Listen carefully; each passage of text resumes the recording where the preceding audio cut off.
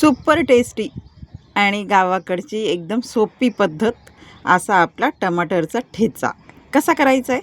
कढाईमध्ये टाकायच्या आपल्याला मिरच्या थोड्याशा भाजून झाल्या की त्याच्यात टाकायचं आपल्याला लसूण आणि मिरच्या अशा व्यवस्थित भाजून घ्यायच्या आहे. त्या कच्च्या राहायला नको आहेत आणि खूप मिरच्या अशा जाळायच्या पण नाही आहेत की पूर्ण त्या काळ्या झाल्या पाहिजेत, एवढं लक्षात ठेवायचं आहे. लसूण आणि मिरची व्यवस्थित भाजून घ्यायची आहे. भाजताना याच्यामध्ये आपल्याला तेल टाकायचं नाही आहे, मीठ टाकायचं नाही आहे, काहीही टाकायचं नाही आहे. फक्त मिरची आणि लसूण व्यवस्थित भाजून घ्यायचं आहे. भाजून झाल्यानंतर आपल्याला तो एक तर दळून घ्यायचा आहे, नाहीतर मग खलबत्त्यामध्ये कुटून घ्यायचा आहे. आता मी इथे मिक्सरमध्येच कुटून घेणार आहे, कारण माझ्याजवळ आता काही इथे एवढा हे नाही आहे खलबत्ता की मी त्याच्यामध्ये कुटून घेऊ शकते. त्याच्यामुळे आता मी मिक्सरलाच वाटून घेणार आहे, नाही का. मिक्सरमध्ये टाकलं आहे आणि व्यवस्थित दळून घेतल्यानंतर फक्त तो जाडा भरडा एवढाच ठेवायचा आहे, खूप बारीक असा करायचा नाही आहे. जसं आपण कुटून करतो ना सेम तसंच.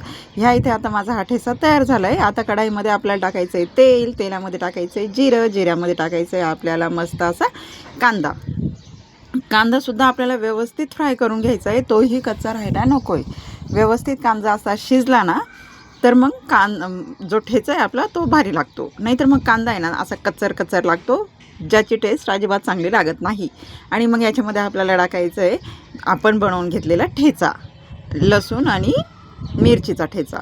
आता पहा याच्यामध्ये मी मस्त टमाटर टाकून घेतलेत आणि व्यवस्थित हे मिश्रण आहे थोडंसं शिजवून घ्यायचं. शिजवायचं काय आपल्याला याच्यामध्ये फक्त टमाटर. आता कधी आपण काय करू शकतो की टमाटर आधी टाकायचा नंतर ठेचा टाकायचा, तसंही चालू शकतं. पण आधी जर हा मसाला आपण फ्राय करून घेतला ना तर तो खूप छान लागतो. आणि याच्यामध्ये टाकायचं आहे आपल्याला मीठ. आणि अशा प्रकारे तयार झाला आहे आपला मस्त टमाटरचा ठेचा. आता हा तुम्ही पोळीसोबत, भाकरीसोबत, भातासोबत, डाळ भातासोबत, एखाद्या तोंडी लावण्यासाठी जे आपण करतो ना कधी त्याच्यासोबतही सगळ्यांबरोबर हा खूप छान लागतो. भाकरीबरोबर तर एकदम भारी. गरम पोळी असली की तिच्याबरोबर सुद्धा खूप छान लागतो आणि भाताबरोबर तर सांगूच नका. एकदा नक्की ट्राय करा आणि कमेंट करून सांगा.